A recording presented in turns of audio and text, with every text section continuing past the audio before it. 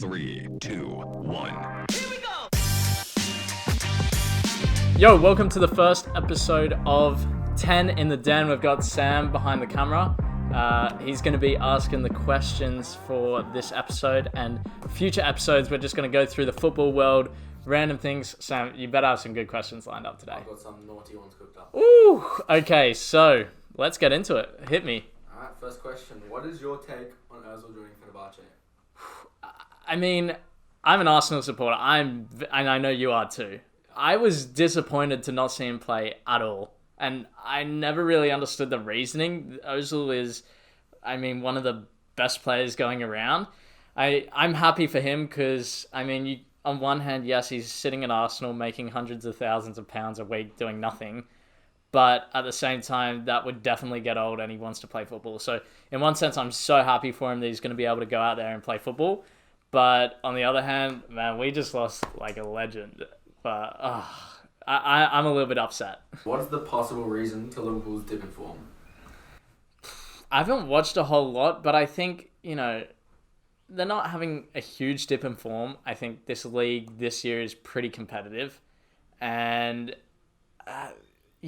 with a team like Liverpool, they have done so well the last few years that you're bound to have some sort of dip in form. I don't know the answers as to why, but, that's football, man. You can't just win every single week. Some weeks you're going to lose. Frank Lampard has just been sacked from Chelsea. Oh, I know. What's your opinion on that? Frank Lampard sacked from Chelsea. I saw a couple of things. So first off, Guardiola said, you can't work on projects anymore. There's no such thing as projects. You have to win or you're gone. And then I saw another thing. They just brought in Thomas Tuchel, the PSG coach. And then I saw something on that saying, how can you be qualified as a PSG coach? You're pretty much bound to win the league. So it's going to be interesting to see what happens when Tuchel comes in. But at the same time, I agree with Guardiola. Lampard can't really work on anything. Yes, he's young. He doesn't have a lot of experience. But I would have liked... you look at Manchester United now. They've given the time to the players and the coach and to build up something. And, clubs should definitely be going through a period of, building up their youth, building and bringing in players and going through that phase to then get to the top. Arsenal have just signed 2 loan players, Martin Odegaard and Matt Ryan. I did see. So, Matt Ryan, I'm stoked for him. He signed for his boyhood club that he loved. But at the same time, I'm a little bit worried because Leno's still playing a fair bit, right? Yeah. Matt Ryan, is he going to overtake Leno? I don't know. He's definitely going to provide some competition, which is always healthy. So I think Matt Ryan, as a second backup keeper, you can't do worse. He is top quality. I just hope he gets some game time. And then Odegaard, I'm happy. I'm excited to see him. But we had Ozil. Why get rid of Ozil to bring in... you know what I mean? Yeah. Ozil is a better version. Yes, Odegaard's younger, but... I just don't get that. We're bringing in Odegaard and getting rid of Ozil. Doesn't make sense. I'm excited to see what he can do. But do you reckon he'll start or? You never know with Arteta, but yeah. I think he'll give him a few games. Yeah, I don't know. We'll see. Emile Smith-Rowe's impact for Arsenal lately. You love Emile Smith-Rowe. Okay, so I haven't been watching many of the games, but I did watch a couple of highlights before, and he looks like a little bit of a workhorse in the midfield. Am I right? Yeah. What do you think? Give us a hot take. Well, I think he's just he's been the replacement for Ozil. The missing link that Arsenal needed lately. Do you think Ozil would have done a better job than him though? Yes, but Ozil wasn't there, and he can't. True. And Emile Smith-Rowe's young, right? Yeah, he's really young. Academy player. As well. Yeah, so that's brilliant. So look, I'm happy if he can succeed. He's gonna bring the club titles, or if we sell him, make some good money to then just put in the CEO's pocket and not spend on any players. A-League split from FFA, the new board run by the Australian Professional Leagues, the Yep. APL. Okay, so I did a little bit of research on this a while ago, and what it looks like the FFA is giving control to the A-League clubs, but at the same time they're like the regulator. So if the A-League wants to introduce promotion and relegation, the FFA still has to approve it. It's just not really like the FFA has a total control over everything. That's from what I've read. But I think it's really good. It should be a step in the right direction to make Australian football more competitive. One of the things we really need here is promotion relegation. Everyone can agree with that. You have teams just tanking every single week not even tanking, they're just losing and nothing happens. There's no incentive to win. If you lose like 5 of your first games, like the season's done. What are you going to do? Nothing. So we definitely need promotion relegation. And I'd also like to see sort of, I want to say salary cap, but at the same time, I want to see more youth. So I'm a little bit undecided on that. But I think it's overall a really good thing. 4th round of the FA Cup, Arsenal knocked out by Southampton and Liverpool knocked out by Manchester United. I love it.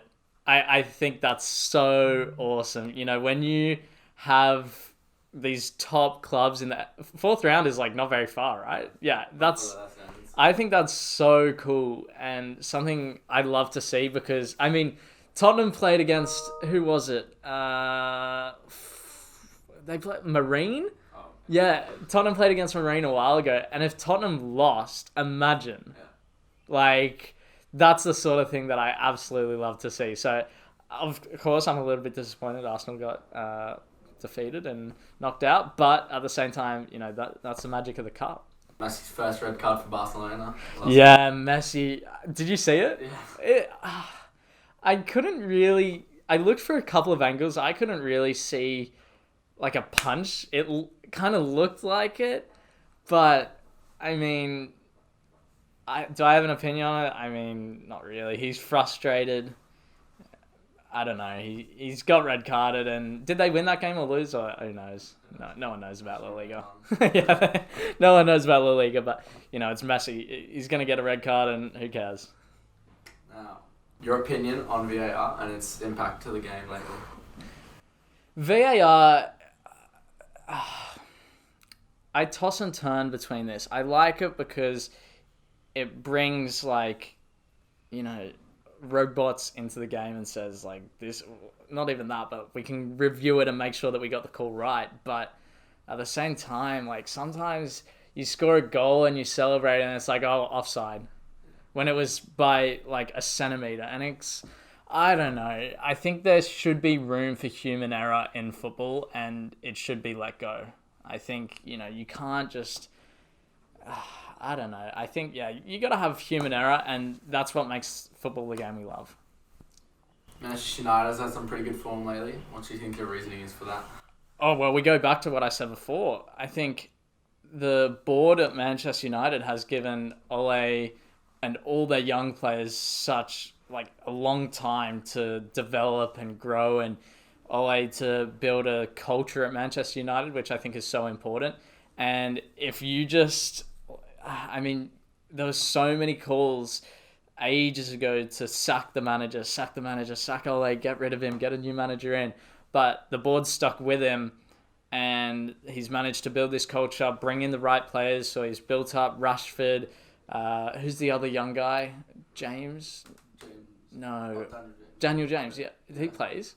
Yeah, well, bring in these younger players. Yeah, bring in these younger players. Bring in Bruno Fernandes. So the board has given the manager time to develop a culture and the players that he needs in order to succeed. And I love it. I think it's awesome. I'm not a Manchester United fan at all, but it's really good to see faith put into the players, the younger players, and the manager.